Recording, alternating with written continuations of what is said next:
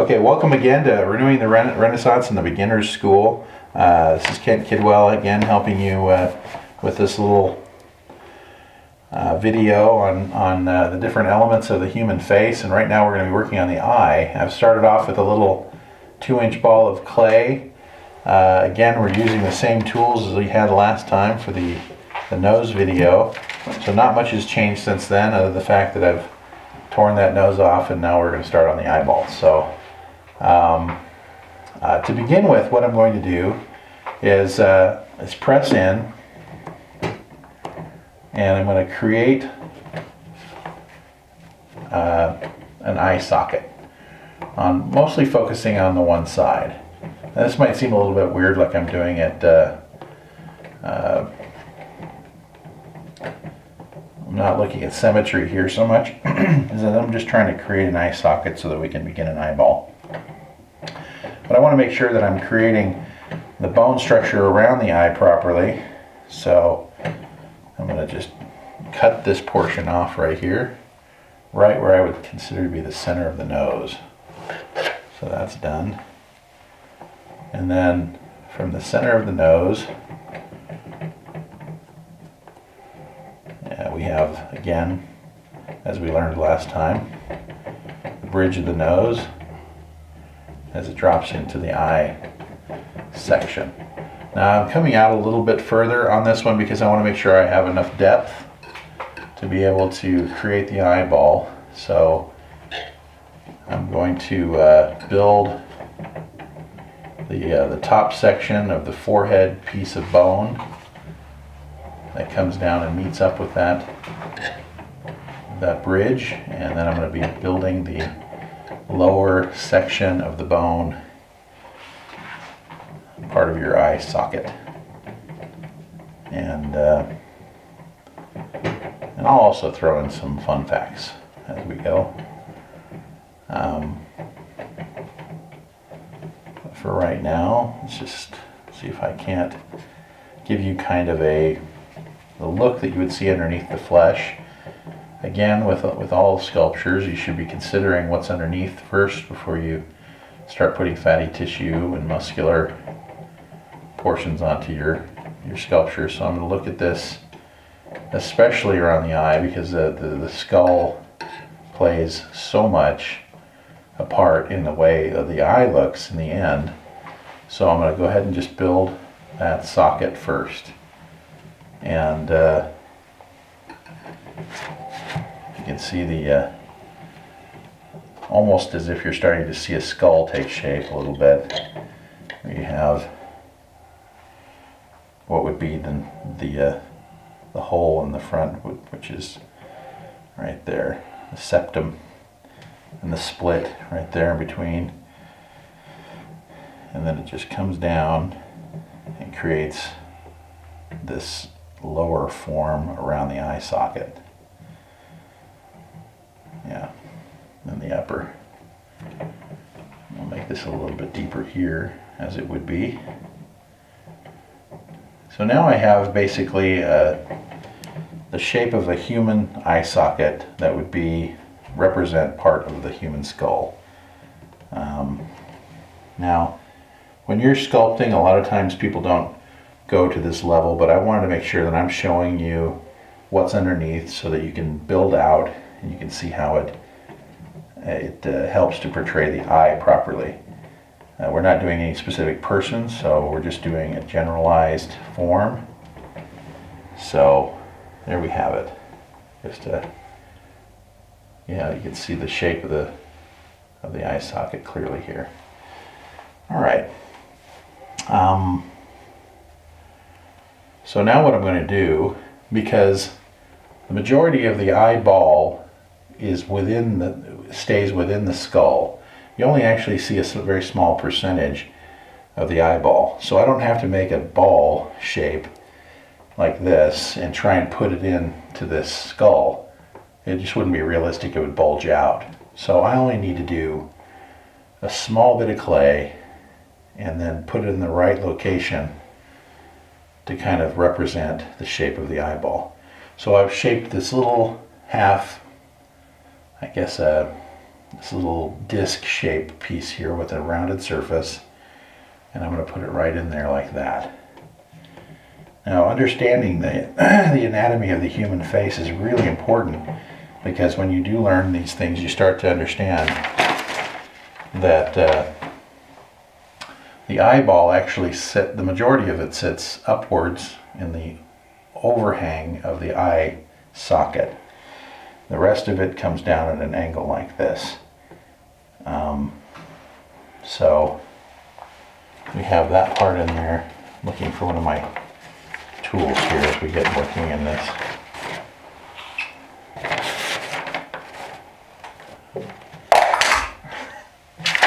Okay, dropping things. All right, well, I'm not finding it. Not sure why I'm not finding it. It should be up here somewhere. All right, so anyway, we have, again, the eyeball. I've just kind of roughly set in this little half disc shape right in there, and that's good. Now, there's a couple of things that you're going to notice about the eye. Is you have right here the tear duct, and typically this starts about where the nostril would be, the edge of the nostril. So if we had our nose on here, let's just quickly kind of form that in. So if we had our nose on here like this, and our nostril, let's say, was right about here, okay, the edge of the nostril, then that's about where we want to put our tear duct, or the tip, the inner tip of the eye. And then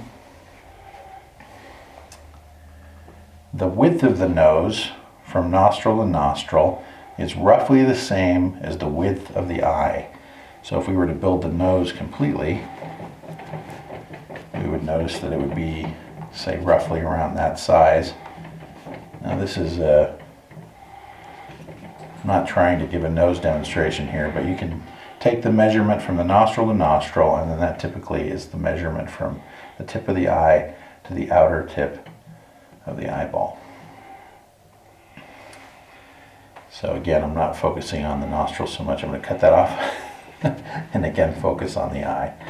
So now we have a couple of things going on here. One is there's a lot of fatty tissue and muscle around the eye, and we just have the basic form of the eyeball underneath the two bony structures and the bony section of the nose. But we have a starting point of where the eye tip will be, and then we know generally that the other portion of the eyeball is going to be, or the end of the eyeball is going to be right about there. Now, there are a couple things you can check. If you're trying to duplicate somebody's face, you can draw a line with a tool like this. Some people, they might, the tip of their eye and the opposite side of their eye might be slightly at an angle for a more cat-like look, or sometimes they're just completely even to where the tip of the eyeball, or the tear duct, and then the edge or tip of the eyeball on the other side is exactly the same level.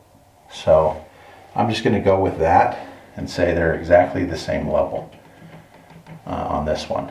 So from here to here, it's about the same. So we have kind of a general idea of where the lower lid is going to go. And so I'm going to take a little bit of clay, and I'm going to put it from there to there. All right. And on a human skull, it goes up and over and then cuts back to the side of the head. I don't have a lot of the side of the head to work with here, but you'll notice that there's a pretty good size indentation right there that that creates part of that brow, and then it drops down into the cheekbone. So now we've got the material here underneath the eye, and making sure to clarify my line there on the eyeball.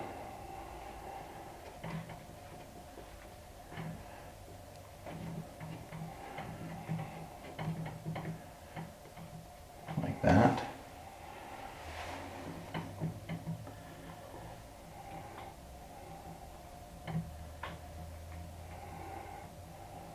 And then what you'll also notice is around the eye, there's a little bit of fatty material or tissue that comes off of the nose right here. It starts really close to where the eye comes together with the nose, and that would be about right there. Now, on some people, this actually goes in further here than the outer edge of the cheekbone. On other people, it's gradual, slopes back, and it cuts around to the side of the head, and it doesn't have that divot or lack of flesh in that spot right there. But I'm just going to go ahead and do it so there's a little bit of a divot in there, but not too dramatic. I'll smooth this out a little bit.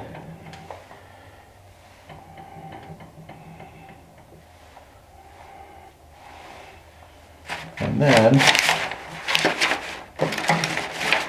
there we go, found my tool. Again, now for the top of the eye, I want to create the lid before I do any of the fatty tissue above the lid. So right now I'm just cleaning up the eye socket a little bit and how the eye is sitting in there. Right now the eye looks a little bit too big, so I'm going to reduce that down a little, slim it out a little bit, so that the sphere of the eyeball isn't quite so large. Now the human eye is about 1 inch in diameter, about 1 inch.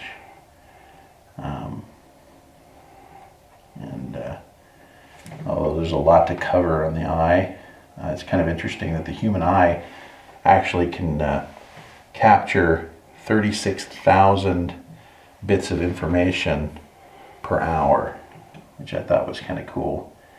It's the second most powerful organ in the body, in that it, next to the brain, it requires a lot of, 65% of your brain's power goes into what your eye does. In other words, seeing things and registering those things with your brain.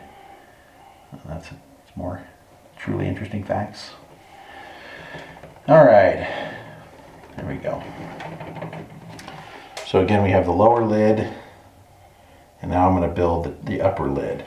Now, because I'm not going to make them lazy looking, I'm going to put the eyelid almost to the top of the crease there.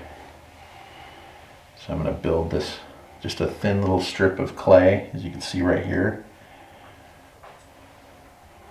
I don't want to add too much material there. I'm just going to put that right above. And then I'm going to press it in, just like that.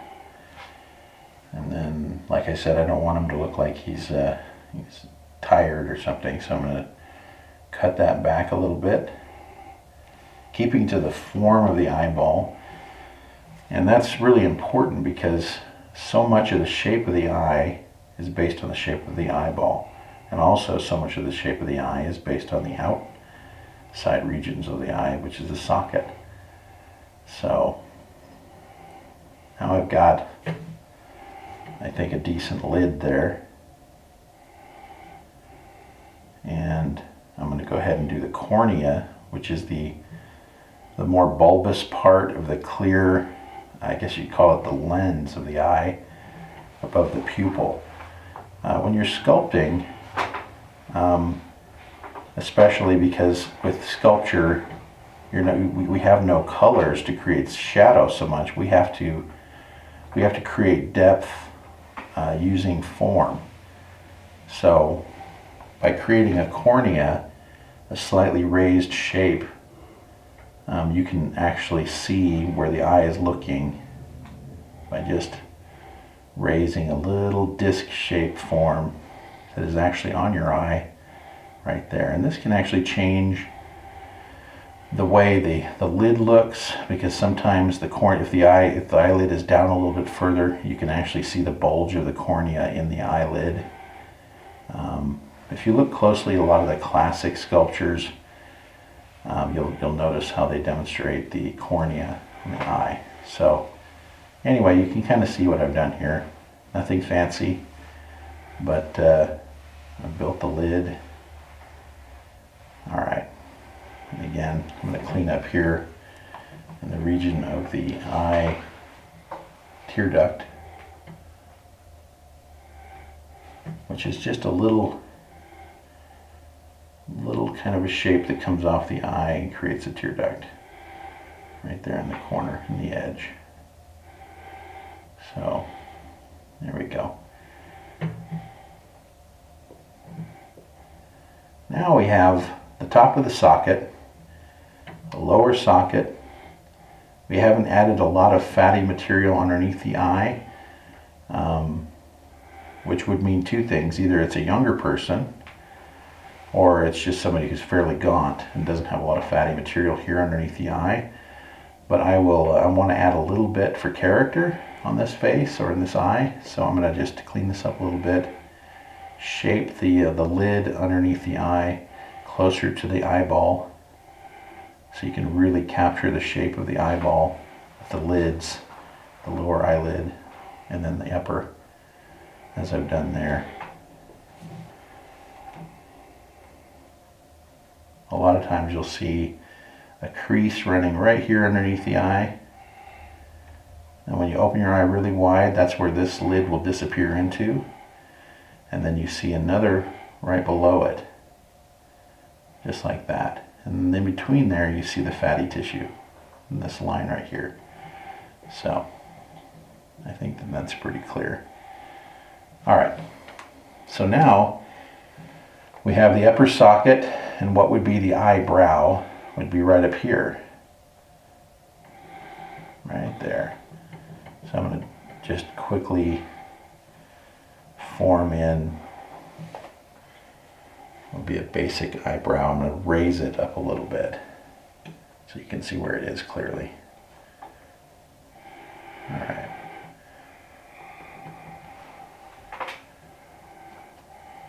Okay, good. And now I'm going to add a little bit of fatty tissue above the top of the eye, not too much, but just to create a little bit of character right there.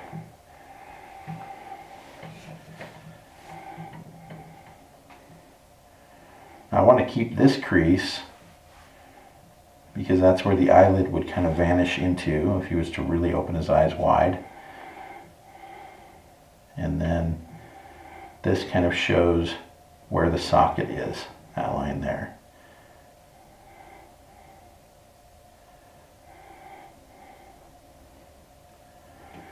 Okay, now if we're looking at doing an older person,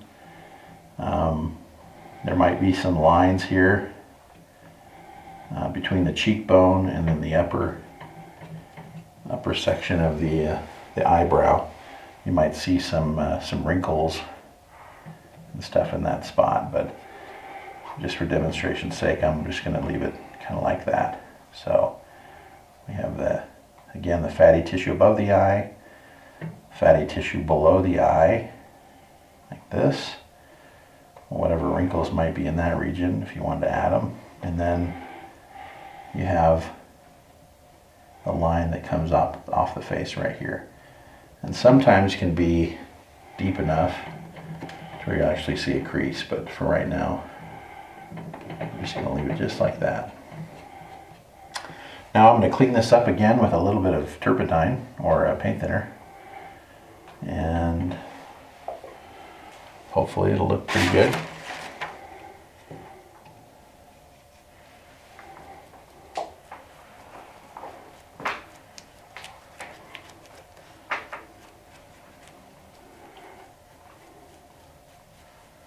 Again, the more you brush the stuff, the smoother it starts to get. So I'm just going to tear loose here and really try and smooth it out.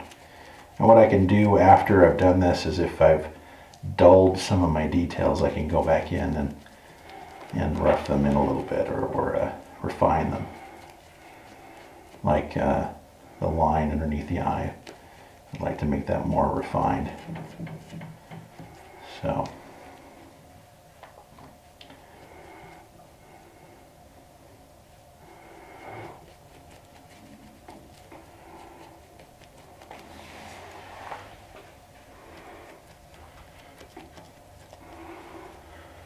Alright, for now that's looking pretty good. I'm just going to quickly go in and refine my lines here around the eye. Again, the cornea. Now there's several ways of sculpting the eye. Some people like to cut out and create an inward depression for the pupil. On this piece, I'm just going to leave it like this. You can look up there's many forms of reference for sculpting the eye, and you can see the different ones, but I just want to leave this a little bit more simplistic.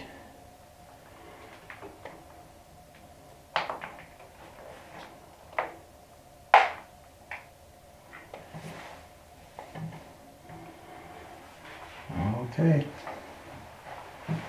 A little cleanup.